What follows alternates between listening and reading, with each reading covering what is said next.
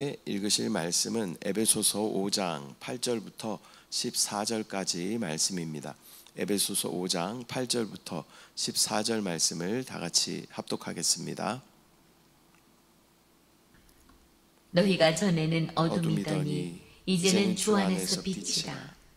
빛의 자녀들처럼 행하라. 빛의 열매는 모든 착함과 의로움과 진실함에 있느니라. 주를 기쁘시게 할 것이 무엇인가 시험하여 보라. 너희는 열매 없는 어둠의 일에 참여하지 말고 도리어 책망하라. 그들이 은밀히 행하는 것들은 말하기도 부끄러운 것들이라. 그러나 책망을 받는 모든 것은 빛으로 말미암아 드러나나니 드러나는 것마다 빛이니라.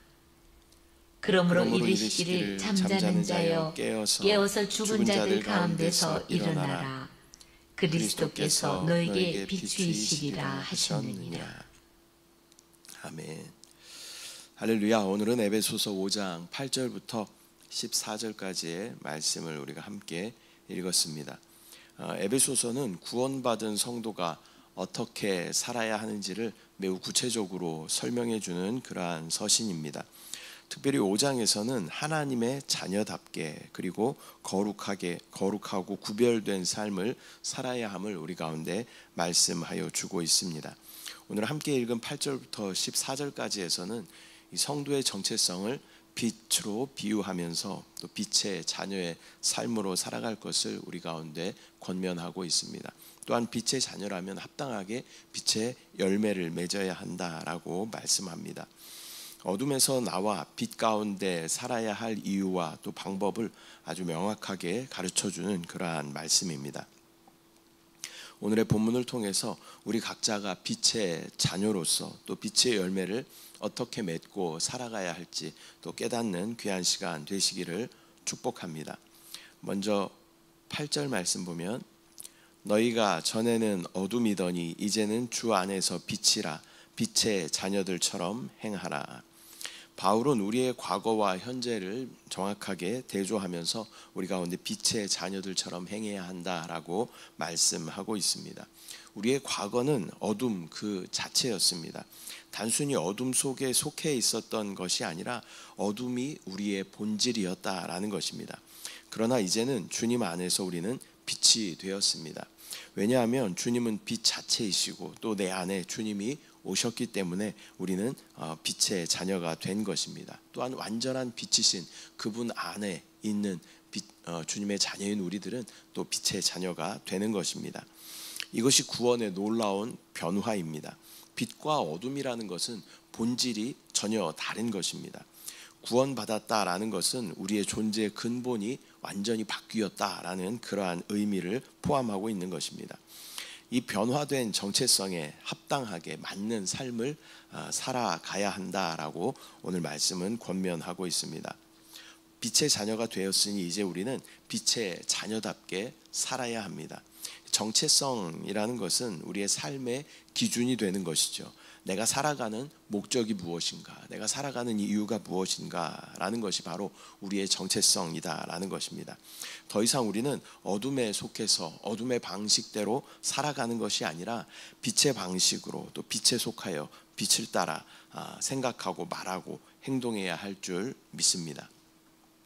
9절 말씀, 빛의 열매는 모든 착함과 의로움과 진실함에 있느니라. 빛의 자녀다운 삶이 구체적으로 무엇인지 우리 가운데 9절은 설명하고 있습니다. 빛의 열매는 착함과 또한 의로움과 진실함에 있다라고 이야기합니다. 착함이라는 것은 이웃들을 또 배려하고 돌보고 또 선을 베풀고 보호하는 그러한 마음인 것이죠. 또 의로움이라는 것은 하나님과의 관계에서 올바름을 추구하는, 하나님과의 관계에서도 거리낌이 없는 그러한 상태가 바로 의로움인 줄 믿습니다. 또한 진실함이라는 것은 거짓과 위선을 버리고 정직하게 살아가는 그러한 삶입니다. 빛에 속한 우리는 더 이상 어둠 가운데 있을 수 없다. 빛과 어둠은 공존할 수 없다라는 것을 우리는 정확하게 알아야 합니다. 그래서 이런 열매가 우리 가운데 맺힐 때 우리는 빛의 자녀답게 합당하게 살아가게 되는 줄 믿습니다. 다시 한번 점검해 봐야 합니다. 저와 여러분 안에 착함이라는 그런 빛의 열매가 있는가? 또한 저와 여러분 안에 의로움이라는 빛의 열매가 있는가? 또한 우리 안에 진실함이라는 빛의 열매가 있는가? 다시 한번 점검해 보시기를 바랍니다. 10절 말씀, 주를 기쁘시게 할 것이 무엇인가 시험하여 보라. 빛의 자녀로 산다는 것은 단순히 법적 의무를 지키는 것만은 아닙니다. 주님을 기쁘시게 하는 것이 무엇인지를 생각하며 사는 삶이 바로 빛의 자녀의 삶인 것입니다. 이것이 영 안에 거하는 삶인 것이고, 또 이것이 우리 안에 이것이 그리스도입니까? 라는 그런 질문이 끊임없이 우리 가운데 있을 때 우리는 빛의 자녀로 살아갈 수 있게 되는 것입니다.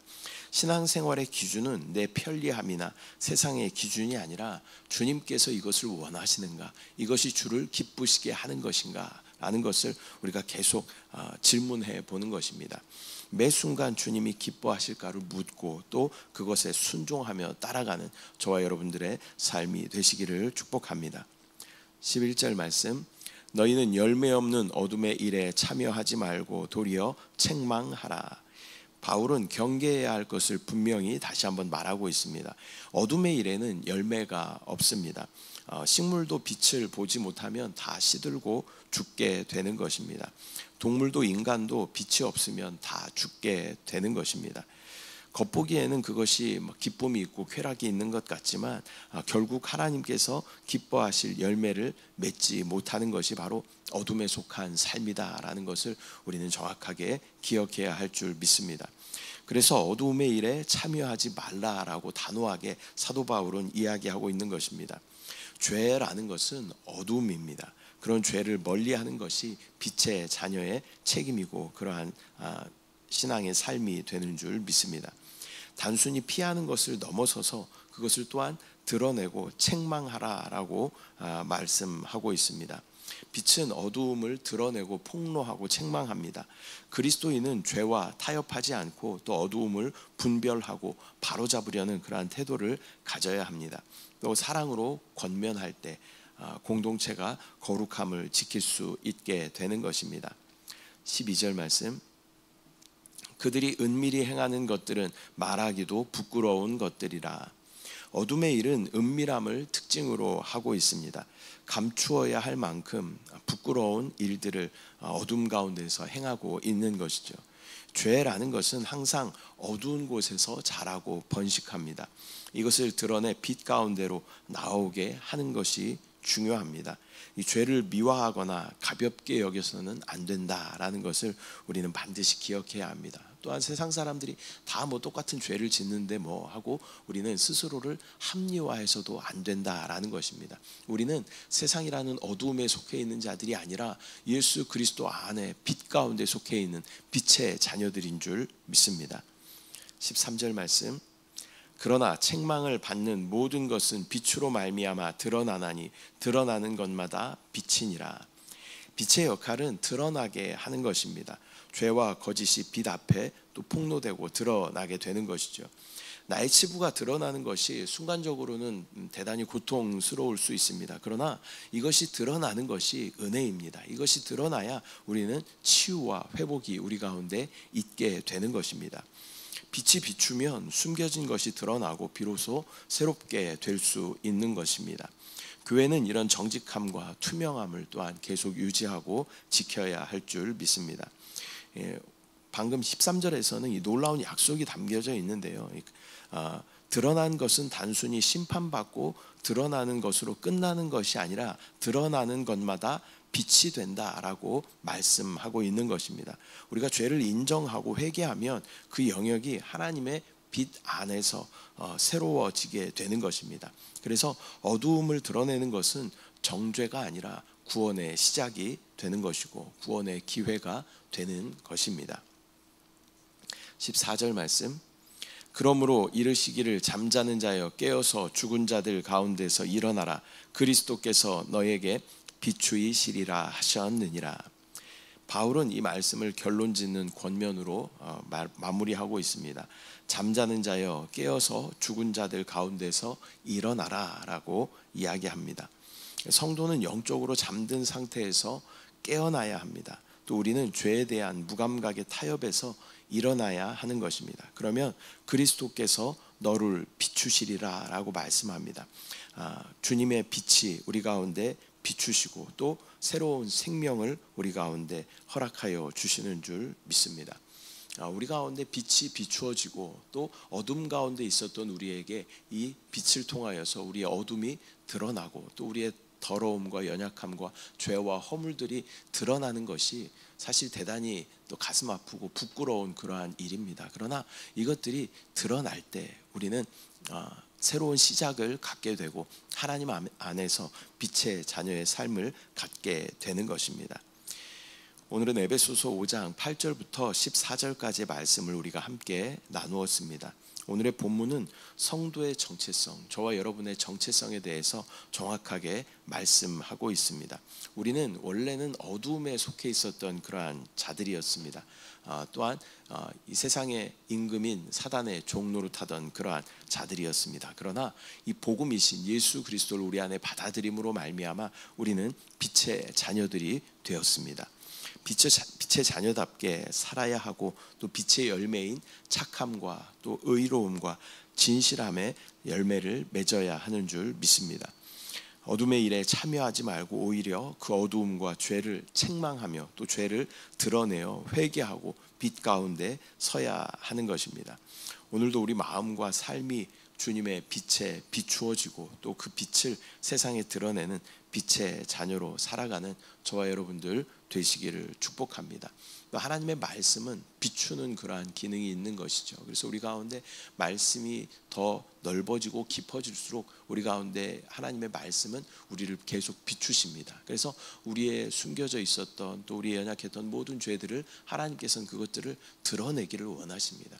그것을 계속 감추고 숨겨야 할 것이 아니라 그것이 드러났을 때 하나님의 빛으로 말미암아 그것이 또 하나님의 빛 비춤 가운데 있게 되고 또 이것을 뭐라고 말씀하시죠? 이것이 빛이 된다라고 말씀하시요. 어둠 가운데 있었던 우리의 죄악들을 하나님께서는 치유하시고 또 예수 그리스도의 보혈로 그것을 새롭게 하시고 거룩하게 하시고 의롭게 하셔서 그것을 또 빛으로 바꾸어 주신다라고 말씀하시는 줄 믿습니다.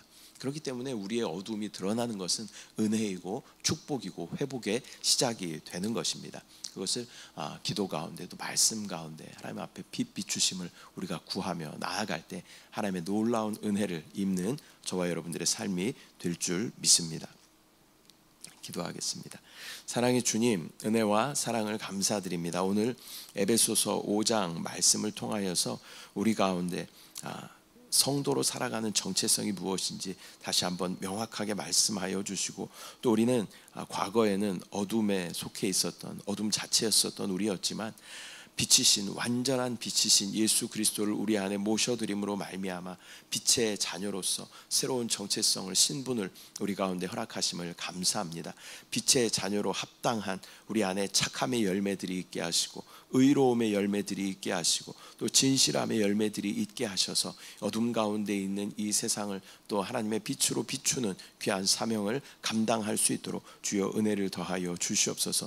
또한 하나님의 말씀이 깊어지고 넓어질수록 우리 안에 비추는 기능으로 말미암아 우리의 연약함과 허물과 죄들을 드러내실 때에 잠시는 괴로울지 모르지만 그것이 우리 가운데 회복과 축복과 은혜의 시작임을 믿음으로 바라볼 수 있는 영적인 성숙한 믿음을 우리 가운데 허락하여 주시옵소서.